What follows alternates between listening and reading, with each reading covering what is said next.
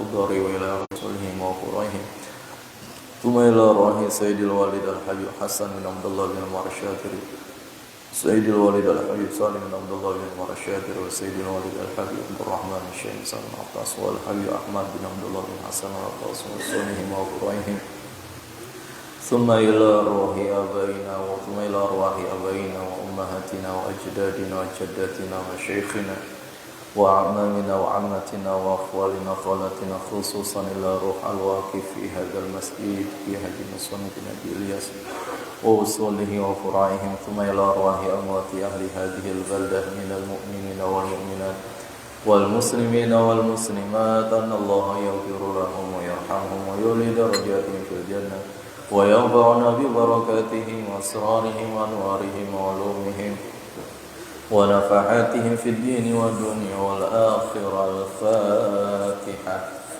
أعوذ بالله من الشيطان الرجيم. بسم الله الرحمن الرحيم. الحمد لله رب العالمين الرحمن الرحيم مالك يوم الدين إياك نعبد وإياك نستعين اهدنا الصراط المستقيم صراط الذين أنعمت عليهم غير المغضوب عليهم ولا الضالين آمين. بسم الله الرحمن الرحيم. الحمد لله رب العالمين. اللهم صل على سيدنا محمد مفتاح باب رحمة الله عدد ما في علم الله صلاة وسلاما دائمين بدوام ملك الله وعلى آله وصحبه أجمعين. سبحانك لا علم لنا إلا ما علمتنا إنك أنت العليم الحكيم ولا حول ولا قوة إلا بالله العلي العظيم.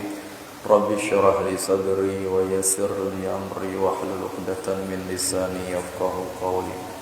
رب نوينا التعلم والتعليم والنفع والانتفاع والإفادة والاستفادة والتذكر والتذكير والحث على التمسك بكتاب الله وسنة رسوله والدعاء إلى الهدى والدلالة إلى الخير ابتغاء وجه الله ورضاه وقربه وثوابه. اللهم يا من مقاليد الأمور كلها بيده وإليه يرجع الأمر كله يا فتاح يا عليم افتح لنا فتحا قريبا يا فتاح يا عليم يا فتاح يا عليم يا فتاح يا عليم. اللهم أغننا بالعلم وزينا بالحلم وأكرمنا بالتقوى وجملنا بالعافية. اللهم رزقنا فهم النبيين وحفظ المرسلين وإلهام الملائكة المقربين برحمتك يا أرحم الراحمين. رب زدنا علما وارزقنا فهما. وصلى الله على سيدنا محمد وآله وصحبه وسلم والحمد لله رب العالمين. Hadirin dan hadirat, Bapak Ibu jamaah Masjid Nurul Yakin yang dirahmati Allah Subhanahu wa taala, yang kita hormati, kita muliakan orang tua kita, guru kita Buya Ki Haji Ghazali Musannif mata'anallah bitulli hayatihi wa nafa'ana bi'ilmihi, dan segenap DKF Masjid Nurul Yakin serta Bapak Ibu jamaah salat subuh yang dirahmati Allah Subhanahu wa taala. Syukur alhamdulillah kita panjatkan kembali kehadirat Allah Subhanahu wa taala atas segala nikmat yang telah diberikan kepada kita, daripada kesehatan, umur yang masih diberikan kesempatan kepada kita, dan taufiknya yang masih diberikan kepada kita. Alhamdulillah pagi hari ini kita melangkahkan kaki tempat ini menunaikan sholat subuh berjamaah dan duduk bersama beriktikaf dalam rangka menghidupkan waktu antara subuh sampai isyraq dengan kajian sirah nabawiyah. Semoga duduknya kita di tempat ini menjadi wasilah turunnya rahmat, keberkahan serta ampunan Allah kepada kita,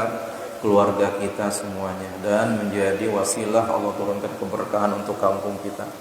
Salawat dan salam semoga tetap tercurahkan kepada baginda Nabi besar Muhammad sallallahu alaihi wasallam beserta keluarga, sahabat dan seluruh pengikutnya. Semoga kita termasuk umat yang dicintai oleh beliau dan kelak mendapatkan syafaat beliau dari yaumil qiyamah. Amin ya rabbal alamin.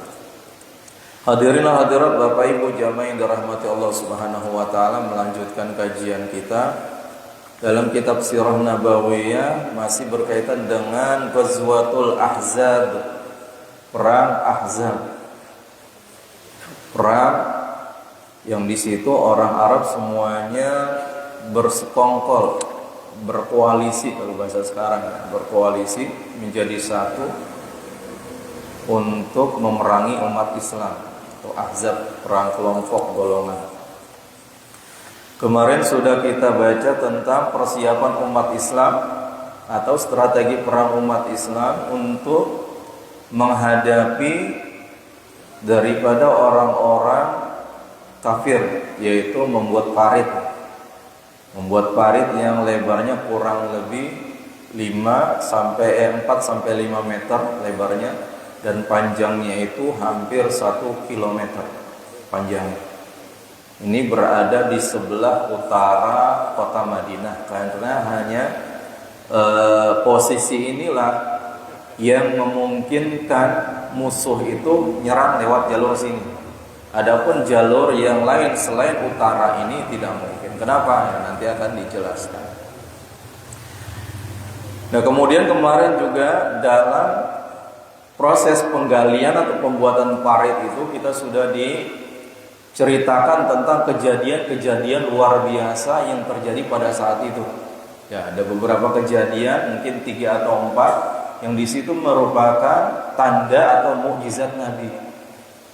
Ya, dalam keadaan kondisi yang luar biasa dingin, kemudian dalam keadaan lapar, tidak ada makanan, bahkan para sahabat dan Rasulullah itu berhari-hari nggak makan.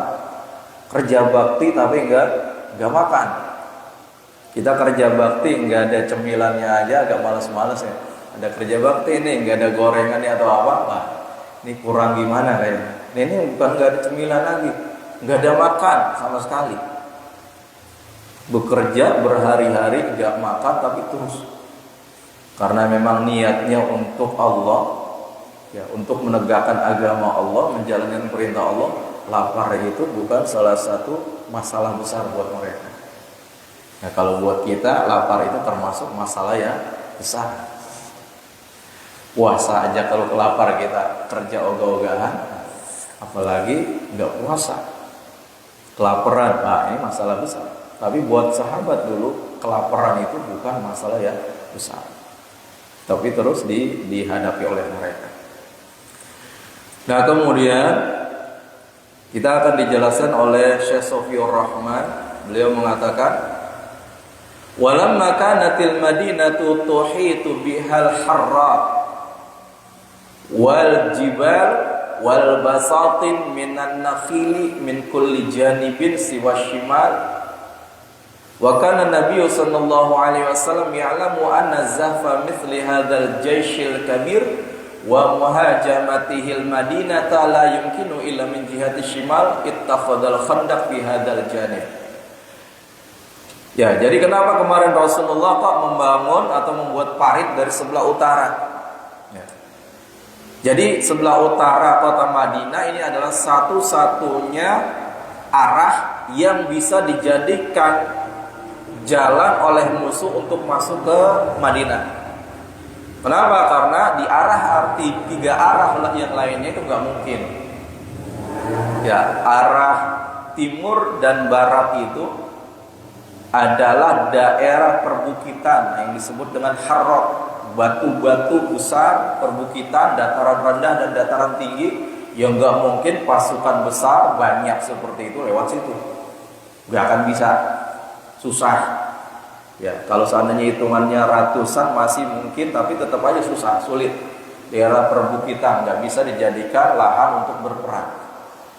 Nah, kemudian sebelah selatannya itu, lawan dari utara, selatan itu adalah perkebunan kurma yang isinya ya kebun semua. Juga tidak bisa dijadikan arah untuk posisi berperang, untuk masuk ke Madinah nggak mungkin. Nah, jadi adanya salah satu arah yang kosong, yang ngeplong gitu masuk ke Madinah, itu hanya sebelah utara. Maka dibuatlah parit di sebelah utara kota Madinah untuk menghadap musuh yang paritnya itu sudah kita jelaskan sekitar lebarnya itu 4 sampai 5 meter, kemudian panjangnya hampir 1 kilo. Dan orang yang turut serta dalam menggali parit tersebut sekitar 1.000 orang. 1.000 sahabat bersama dengan Rasulullah. Dan setiap 10 kelompok itu mendapatkan tugas menggali sekitar 24 meter dan lebih. Gitu. Jadi di sebelah utara kota Madinah dibuat parit, dan ini adalah taktik atau strategi perang yang diusulkan oleh salah seorang sahabat, Salman Al-Farisi, orang Persia. Kalau di sana udah biasa ya Rasulullah, ketika kita dikepung oleh musuh, kita buat parit untuk menghalau mereka. Maka terapan itu di sini. Maka diambillah pendapat ini oleh Rasulullah. Meskipun secara hakikinya Rasulullah juga udah tahu, Rasulullah juga udah paham dengan strategi ini, karena Rasulullah Nabi dapat wahyu. Kalau Nabi yang mengusulin ya otomatis wajib disetujui dan sahabat harus setuju. Nah, kemudian wa wassalal muslimuna amalahum fi hafrihi fakanu yahfiruna tulan nahar. Nah, beberapa hari itu para sahabat itu menggali kemarin, menggali, ngangkat, bagian gali, ada yang ngangkat, ada yang buang tanah ke sekitaran tempat ke kota Madinah. Berarti berapa banyak tuh tanah yang dibuang, yang digali. Kalau ada orang lagi bangun enak nih, tanahnya buat nguruk rumah, buat ninggiin rumah. Kalau seandainya ada. Jadi kapan mereka bekerja? Fakanu yahfiruna tulan nahar, sepanjang hari. Mulai dari subuh bergerak langsung. Sampai kapan? Wa yarji'una ila ahlihim fil masa. Pulang sore. Berangkat pagi, pulang sore, tanpa adanya imbalan. Enggak digaji. Kelaparan juga. Wah, siapa yang mau pengen? Nah, kita mah digaji, nggak sesuai keinginan kita aja, wah ngapain sahabat ya. Pokoknya segala sesuatu itu kalau memang tujuannya lillahi ta'ala, udah santai aja hidupnya, tenang, nggak banyak pikiran, nggak terlalu memikirkan apa yang ada di depan. Tujuannya lillahi ta'ala, Allah lebih tahu, Allah yang akan membalas semuanya, dan Allah yang akan mencukupi kebutuhannya. Jadi berangkat pagi, pulang sore. Berangkat pagi, pulang sore, dan itu berhari-hari. Kenapa? Ngejar target. Jangan sampai musuh udah datang, ini parit belum jadi, wah bahaya. Makanya supaya parit ini jadi sebelum musuh datang, maka harus gerak cepat dan harus maksimal kerjanya. Wa yarji'una fi ila ahlihim fil masa hatta takammal khandaq, sehingga dalam beberapa hari itu sempurnalah khandaq yang telah direncanakan, parit itu hasbal khittatil mansyudah, sesuai dengan rencana. Nah, kita gali parit ini dalam jarak sekian meter, lebarnya sekian meter, berapa hari harus jadi, kata Rasulullah. Maka benar selesai itu. Namun untuk berapa harinya beda pendapat. Mungkin ada yang seminggu, ada yang 5 hari. Yang penting itu sesuai dengan apa yang telah direncanakan oleh Rasulullah dan umat Islam. Harus jadi, target harus selesai. Ya, kayak para pekerja yang ngejar target itu semangat karena ada bayaran. Ya, semangat bekerja, kemudian ngejar target itu para sales karena memang bayarnya gede iming-imingnya. Nah, ini para sahabat nggak ada. Semuanya lillahi ta'ala. Semuanya karena Allah ta'ala. Tapi selesai itu pembuatan parit yang sekian meter panjang dan lebarnya, sesuai dengan apa yang telah disepakati.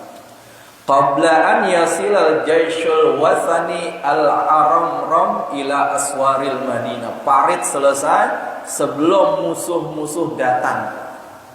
Nah, jadi sebelum musuh datang kemarin itu kan kita bahas dari kedatangan musuh dulu ya. Itu kita dikasih tahu.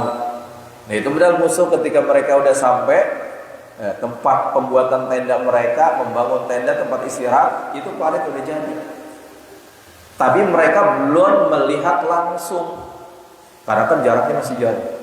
Tempat peristirahatan mereka dengan pintu Madinah itu masih jauh, sehingga mereka belum melihat langsung. Belum tahu di depan ada strategi luar biasa yang menanti musuh. Dan sehingga ketika parit jadi itu udah jadi sesuai yang direncanakan, musuh pun udah berada di tempat di posnya masing-masing, jaga siap mendengarkan instruksi dari Abu Sufyan untuk masuk, untuk bergerak maju. Wa aqbalati Quraisyun fi arba'ati alaf. Nah, kemarin orang kafir Quraisy dari Mekah berangkat bergerak dengan 4.000 pasukan ya, dengan 4.000 pasukan. Hatta nazalat bimujtama'il asyal min rumah bainal Juruf wa Zaghabah. Nah, mereka berjalan dari Mekah sampai tiba di perairan Rumat. Di perairan Rumat. Yang jaraknya ya sudah enggak terlalu jauh dengan Madinah, dan mereka singgah buat tenda di situ. Ini yang dari Mekah. Kemudian wa aqbalat Ghatafan wa man tabi'ahum min ahli Najdin fi sittati alaf.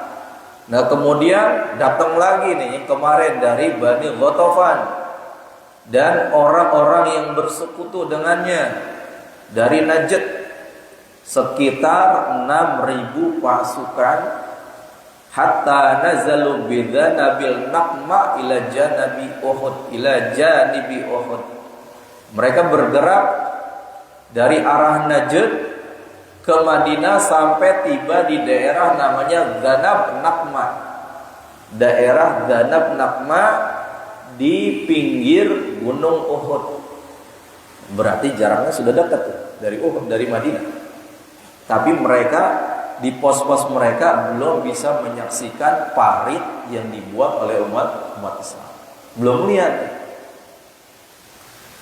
Namun bagaimana kondisi umat Islam, kondisi para sahabat ketika melihat musuh yang kalau dilihat itu ya udah luar biasa banyaknya, 10.000 musuh. Padahal umat Islam di Madinah yang kemarin disebutkan, kalau ditotal semuanya orang yang tinggal di Madinah, anak-anaknya, perempuannya, orang tuanya, laki-lakinya itu nggak ada sampai 10.000, nggak ada. Lah ini kaum musuh itu sampai 10.000, wah gimana? Nah, sedangkan umat Islam itu udah mengalami 2 peperangan yang besar, Badar dan Uhud, dan kedua perang tersebut jumlah musuh lebih banyak. Di Badar para sahabat hanya 300, musuh 1.000, 3 kali lipat kurang lebih. Di Uhud musuh 3.000, para sahabat hanya 700, karena yang 300 kabur dari karangan orang-orang munafik. Wah, ini 3 kali lipat lebih. Nah, di Uhud ini sama. Tentunya pasukan musuh jauh lebih banyak. Melihat 10.000, wah, bagaimana kondisi para sahabat pada saat itu ketika melihat musuh di depan mata sekitar 10.000 orang.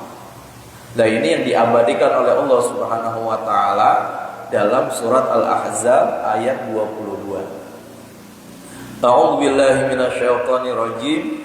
Walamma ra'al mu'minuna al-ahzaba qalu hadza ma wa'adana Allah wa rasuluhu wa sadaqallahu wa rasuluhu wa ma zadahum illa imanan wa taslima. Ini kondisi para sahabat ketika mereka melihat musuh di depan mata yang jumlahnya begitu banyak, dan diabadikan oleh Allah dalam surat Al-Ahzab ayat 22. Apa kata Allah menjelaskan bagaimana kondisi hatinya para sahabat? Walamma ra'al mu'minuna, dan tatkala ra'al mu'minuna, orang-orang beriman melihat Al-Ahzab, pasukan besar, pasukan koalisi yang begitu besar, maka mereka di antara mereka sambil berkata, qalu hadza ma wa'adana Allahu wa rasuluh. Subhanallah, ini yang dijanjikan Allah dan Rasulnya kepada kita. Kok musuh banyak itu janji? Musuh banyak dikatakan sebagai janji. Ini orang bagaimana keimanannya bisa mengatakan melihat musuh di depan mata yang jumlahnya begitu banyak, ini loh ternyata yang telah dijanjikan Allah dan Rasulnya. Wa sadaqallahu wa rasuluhu, dan sungguh benar Allah dan Rasul. Kira-kira apa janji Allah dan Rasulnya kepada para sahabat ini secara khusus dan umumnya kepada umat Islam yang ada. Kita lihat Pak kepada kisah yang kemarin. Ketika Rasulullah menggali parit kemarin, para sahabat dengan Rasulullah menggali parit, ada salah seorang sahabat, sekelompok sahabat ketika gali parit itu ketemu batu yang gede. Ya, kemarin ya udah ya. Ketemu batu yang sangat besar, yang mana semua sahabat itu sudah coba buat ngancurin batu itu. Yang pakai pacul, kalau pacul nggak bisa buat ngancurin batu ya. Bodem. Nah, apa namanya, palu besar, Thor tuh, palunya si Thor. Ya, buat ngancurin itu nggak bisa-bisa. Gak bisa-bisa ngancurin batu yang ada di dalam parit itu, karena ini masih kurang lebar sama dalamnya masih kurang. Kemarin lebarnya 5 meter, dalamnya 3 meter. Ini masih kurang, baru setengah galian, ada batu. Otomatis batu ini harus diangkat. Batu ini harus dihancurkan buat menambah kedalaman parit. Ini kan gak ada yang bisa nih. Akhirnya sahabat ngadu sama Rasulullah. Ya Rasulullah, ini kami lagi gali parit, ada batu besar yang setiap kami mau hancurin tuh gak ada yang bisa, gak ada yang mampu untuk menghancurkan. Maka faja'a wa akhadhal mi'wal. Bahasa sini mi'wal. Maka Rasulullah langsung turun tangan, beliau ambil pacul. Beliau ambil paculnya. Faqala ana nazilun. Saya yang akan turun, kata Rasulullah. Tsumma qama wa batnuhu maqsubun bihajarin. Kemudian Rasulullah sampai di bawah, berdiri siap menghantam, dan dari atas, ini yang meriwayatkan hadis ini sahabat Barra. Dari atas sahabat melihat di perut Rasulullah itu banyak ganjelan batu. Banyak batu di perut Rasulullah buat ganjelan. Kenapa? Walabithna salasatan la nadzuku dzawaqan. Kami bekerja udah 3 hari, tapi sedikit pun belum terkena makanan. Lapar, 3 hari kerja belum makan. Dan itu Rasulullah terlihat tuh batunya dari atas oleh para sahabat. Kelihatan batu di ganjelan. 3 hari belum makan. Kita sehari makan 3 kali. Itu makan wajib, sarapan, makan siang, makan malam. Belum cemilan-cemilan kayak kita sekarang. Belum waktu santai. Banyak benar kita makannya. Makanya harus benar-benar bersyukur kita kepada Allah. Rasulullah dengan para sahabat 3 hari bekerja keras, kerja rodi, kalau bahasanya, nggak makan. Tapi Rasulullah turun tangan. Makanya para sahabat itu pada lemas semua. Lemas, ngancurin batu nggak kuat. Hingga akhirnya Rasulullah turun tangan. Maka beliau ambil mi'wal, turun, baca Bismillahirrahmanirrahim. Bismillah dengan menyebut nama Allah. Tsumma daraba darbatan, dipukul sekali sambil membaca takbir Allahu Akbar. Hancur tuh. Belum semua. Ketika hancur pukulan pertama, Allah memperlihatkan cahaya kepada Rasulullah. Apa kata Rasulullah? Utitu mafatihasy Syam. Ini janji yang tadi nih. Janji Allah kepada umat Islam. Kata Rasulullah, ketika dipukul batu yang pertama keluar cahaya, beliau mengatakan utitu mafatihasy Syam. Aku diberikan kunci-kunci kerajaan Syam. Artinya kelak umat Islam akan diberikan kemenangan bisa menguasai negeri Syam. Wallahi inni la anzura qusuraha al-hamra as-sa'ah. Demi Allah, Rasulullah udah bersumpah demi Allah. Seandainya Rasulullah enggak bersumpah demi Allah aja udah pasti benernya. Lah ini pakai sumpah demi Allah. Pada saat ini saya diperlihatkan oleh Allah kerajaan-kerajaan yang berada di Syam. Bangunan-bangunannya terlihat dengan jelas. pada saat ini. Dan itu beliau sampaikan kepada para sahabat. Itu pukulan pertama. Tsumma daraba tsaniyatan faqata'a akhar. Dipukul yang kedua, bismillah Allahu akbar. Terbelah lagi itu batu. Kemudian beliau mengatakan, keluar lagi cahaya, utitu faris. Kata Rasulullah, kelak aku akan diberikan negeri Persia. Artinya kelak umat Islam akan memenangkan, menguasai negeri Persia. Wallahi inni la absartu sural madain al-abyad al-an. Demi Allah, pada saat ini saya telah diperlihatkan kemewahan, kemegahan kerajaan, bangunan-bangunan yang ada di Persia. Ini kan mukjizat. Rasulullah langsung ditampakkan ketika mukul itu, keluar cahaya, dari cahaya itu terlihat gambaran kerajaan yang ada di Persia. Bisa nggak? Bisa. Orang kita sekarang udah bisa dengan cahaya itu, ya entah itu di televisi atau di mana-mana bisa melihat kerajaan-kerajaan yang ada pada saat ini. Dan Rasulullah ya lebih bisa. Beliau seorang nabi dapat mukjizat. Itu pukulan kedua.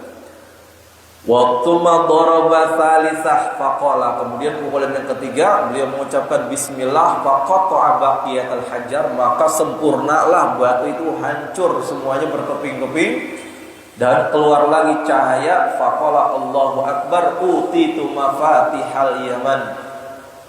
Aku diberikan kunci-kunci kerajaan Yaman, kata Rasulullah. Wallahi inilah absara abwaba San'a min makani. Demi Allah, pada saat ini saya melihat kerajaan yang ada di San'a yang begitu besar. Nah, inilah kabar gembira yang telah diberikan Allah dan Rasulullah kepada umat Islam. Apa kabar gembiranya? Kelak umat Islam akan menguasai negeri Syam. Kelak umat Islam akan menguasai negeri Persia. Kelak umat Islam akan menguasai negeri Yaman. Inilah kabar gembiranya. Lalu apa hubungannya dengan ayat? Ya, apa hubungannya dengan ayat ketika melihat musuh di depan mata yang begitu banyak, kok kaitannya dengan janji Allah? Ya, para ulama tafsir mengatakan bahwasanya janji kemenangan atau kebahagiaan nanti itu tidak akan terwujud kecuali setelah kita melalui ujian yang besar. Jadi kita kalau lagi mendapatkan ujian yang besar itu, jalani. Nanti di ujungnya itu bakal ada kebahagiaan. Orang gak akan bisa mendapatkan kebahagiaan yang hakiki, yang benar-benar bahagia yang hakiki, kecuali kehidupannya itu sudah penuh dengan ujian dan cobaan, dan dia mampu menjalani ujian tersebut. Makanya ketika lagi dapat ujian, ya kita jangan banyak ngeluh, jangan banyak ngerusula. Kalau kata orang kasih ngerusula, ngeluh.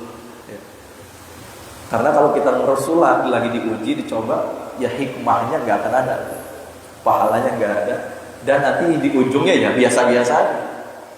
Mungkin kehidupan kita masih seperti itu, di tingkat itu. Ketika diuji masih ngedumel, ngerusula, mengeluh, ya di akhir, di ujungnya seperti gak ada apa-apa, hikmahnya gak ada. Nah, ini sahabat tahu. Tadi Allah dan Rasulnya udah bilang seperti itu, umat Islam kelak akan menguasai Persia, Syam, Yaman. Maka ini perlu diuji, perlu adanya cambukan, perlu adanya ujian yang besar. Nah, ini di depan mata langsung tuh ada ujian. Apa? Musuh yang jumlahnya 10.000. Jelas Pak ya? Jadi kaitannya seperti itu. Kok lihat musuh ini yang dijanjikan Allah, yang dijanjikan Allah musuh? Enggak. Janjikan Allah kemenangan umat Islam. Tapi sebelum menang harus diuji dulu. Ini kondisi umat Islam, orang-orang yang beriman kepada Allah ketika melihat musuh di depan mata yang ada di Madinah. Lalu bagaimana dengan kondisi orang-orang munafik? Dan di Madinah itu masih ada tuh orang-orang munafik yang dipimpin oleh Abdullah bin Ubay bin Salul.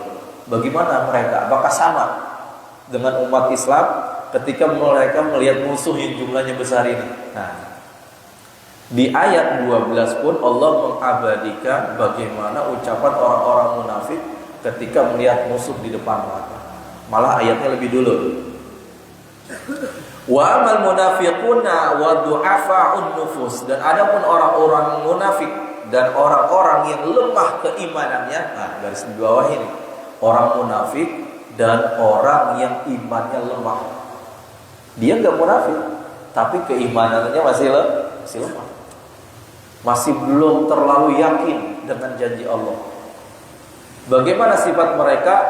Faqad tazazza'at qulubuhum. Yang pertama tentunya akan ada rasa takut dalam hati. Walah, lihat musuh di depan mata udah kayak gitu banyaknya, apa yang ada? Takut.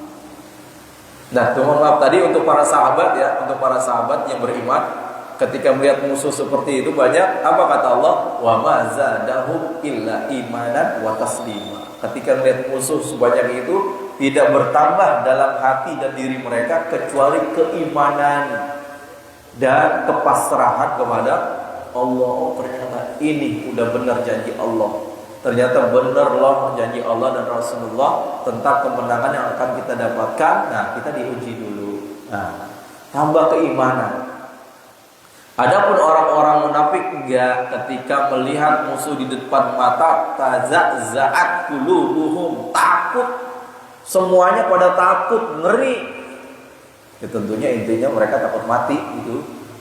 Pada takut semuanya, ngeri semuanya, pada gelisah semuanya ketika melihat musuh di depan mata yang jumlahnya 10.000. Li ru'yatil hadzal jais, ketika melihat musuh di depan mata. Allah abadikan dalam surat Al-Ahzab ayat 12. A'udzu billahi minasyaitonir rajim. Wa idh yaqulul munafiquna walladzina fi qulubihim maradun ma wa'adana Allahu wa rasuluhu illa ghurura. Dan ingatlah tatkala berkata orang-orang munafik, walladzina fi qulubihim marad, dan orang-orang yang dalam hatinya itu masih ada penyakit hati, hasud, riya, takabur, penyakit hati. Orang-orang yang ada dalam hatinya penyakit, apa yang mereka katakan? Ma wa'adana Allah wa rasuluhu illa ghurura. Tidak ada yang dijanjikan oleh Allah dan Rasulnya kecuali itu hanya tipu daya doang, bohong-bohongan. Ketika melihat musuh, gak mungkin kita bisa mengalahkan musuh yang jumlahnya sekian banyak ini. Atau sebagian ulama tafsir mengatakan bahwasanya ini kaitannya sama-sama hadis yang tadi. Ya. Ketika Rasulullah menyampaikan 3 hal kemenangan tadi, apa kata orang munafik ini?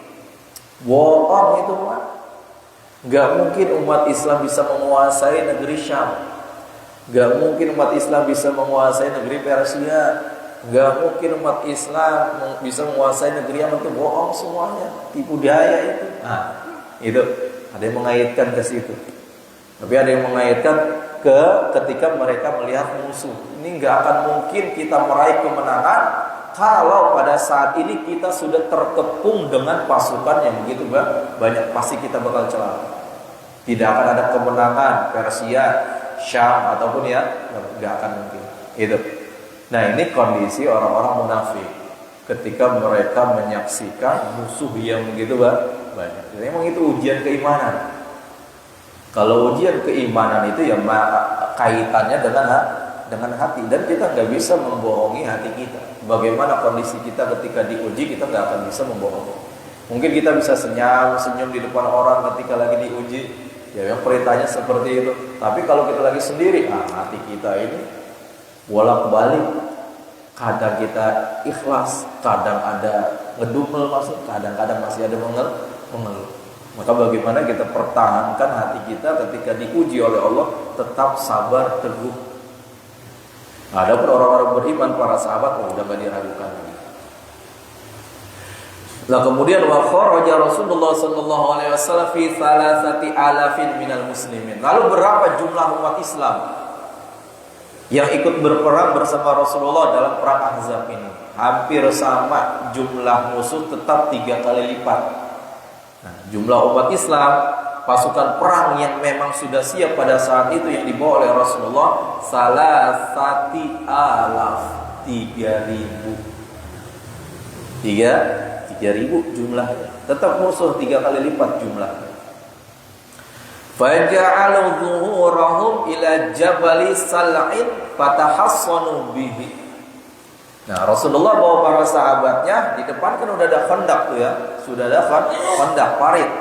Tentunya itu menjadi salah satu taktik besar dan benteng pertahanan umat Islam karena tidak akan mungkin mudah untuk dimasukin. Jadi Rasulullah juga selain ada parit di depan, ini kan sebelah utara. Nah, sebelum parit itu ada bukit atau gunung yang namanya Gunung Sila. Nah, inilah yang dijadikan benteng kedua oleh Rasulullah. Benteng pertama itu parit. Nah, dari parit jarak beberapa meter itu ada gunung atau bukit Sila yang bisa dijadikan benteng kedua oleh umat Islam. Jadi mereka pada nggak bersembunyi menjadikan Gunung Sila sebagai benteng karena ini udah tertutup nih. Parit panjang, sini gunung, di sini gunung. Jadi udah tertutup, nggak ada jalan. Nah, setelah parit di sini ada Gunung Sila. Madinah di belakang istilahnya. Madinah di belakang. Jadi di tengah-tengah. Jadi Bukit Sila. Jadi Rasulullah membawa para sahabatnya ke Gunung Sila. Fatahassanu bihi, dan mereka berlindung di balik Bukit Sila. Ya kalau dipanah, ditombak nggak akan mungkin sampai karena jaraknya jauh dari musuh. Wal khandaq bainahum wa bainal kuffar, dan adapun khandaq berada posisinya tepat di antara umat Islam dan musuh, orang-orang kafir. Wa kana syi'aruhum hamim la yunsarun.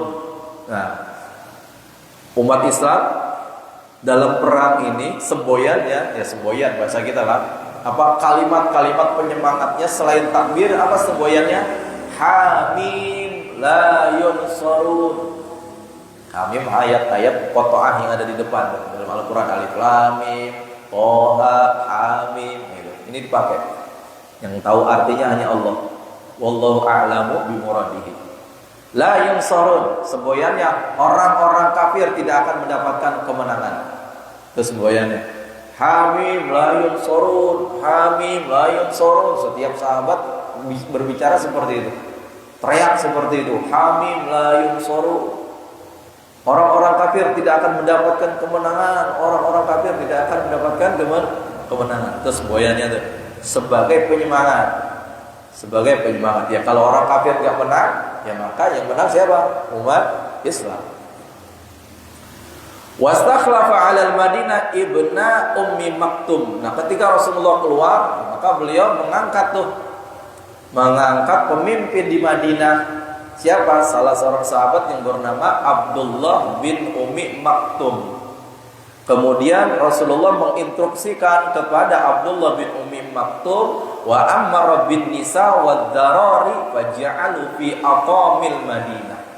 Rasulullah memerintahkan kepada Abdullah bin Ummi Maktum agar membawa para perempuan dan anak-anaknya bersembunyi di salah satu benteng di Madinah. Ada tempat yang dinamakan Atom di Madinah, dalam Madinah. Nah, di situ semua perempuan dimasukin di satu tempat beserta anak-anaknya. Ya tentunya tempatnya besar. Tempatnya besar dan bisa melindungi daripada lemparan panah, lemparan tombak. Nah, itu jadi taktik Rasulullah. Walamma aradal musyrikuna muhajamatul muslimin wa iqtihamul Madinah wajadu khandaqan aridan yahulu bainahum wa bainaha faltaja'u ila fardil hisar 'alal muslimin. Ya. Lalu bagaimana kondisi orang-orang kafir ketika mereka melanjutkan perjalanan menuju medan perang? Oh, ternyata ada khandaq. Bagaimana kondisi mereka? Nah, insya Allah akan kita bahas di pertemuan selanjutnya. Soalnya supaya nyambung bahasannya dan kita bisa paham. Mungkin ini saja kajian kita pada saat ini tentang persiapan umat Islam berkaitan dengan perang Khandaq dan bagaimana kondisi mental para sahabat yang beriman, kuatnya keimanan mereka kepada Allah. Bagi mereka yang beriman dan imannya kuat, maka tidak bertambah dengan terjadinya perang ini kecuali keimanan. Imanannya semakin kuat. Ada orang-orang munafik dan orang-orang yang lemah keimanannya, mereka tambah menurun keimanannya. Bahkan orang munafik ya tambah hilang keimanannya dengan adanya perang ini dan tidak percaya dengan janji Allah dan Rasulullah. Itu saja mungkin. Insyaallah kita sambung di pertemuan selanjutnya. Wallahu a'lam bishawab. Semoga bermanfaat. Bismillahirrahmanirrahim. Rabbana anfa'na bima 'allamtana, rabbi 'allimna alladhi yanfa'una, rabbi faqihna wa faqih ahlana wa qarrabatin lana fi dinina ma ahlil qutri unsa wa dzakar, rabbi wafiqna wa wafiqhum lima tartadi qawlan wa fi'lan karama warzuqil kulla halalan daima wa akhilati ulama nahda bil khairi wa nufa kulla syar. Rabbana waslih lana kulla syu'un wa akhiram bi ridha minkal uyun waqdi anna rabbana kulla duyun qabla ta'tiyana rusnun manun waghfir wastur anta akrama man satar wa salatullahi tarshal mustafa man ilal haqi da'ana wal wafa bi kitabin fihi linnasi shifa wa 'alal alil kirami syurafa wa ala sahbil masabihil gurar. Allahumma hdina bihudak waj'alna mimman yusari'u fi ridha wa la tuwallidna waliyan siwa wa la taj'alna mimman khalaqa amruka wa 'asaq wa hasbunallahu ni'mal wakil ni'mal mawla ni'man nasir wa la hawla wa la quwwata illa billahil aliyyil 'azim. Wa sallallahu ala sayyidina Muhammadin wa ala alihi wa sahbihi wasallam walhamdulillahi rabbil alamin. Subhanakallahumma wa bihamdika asyhadu an la ilaha illa anta astaghfiruka wa atubu ilaik. Wa lakum minkum. Assalamualaikum warahmatullahi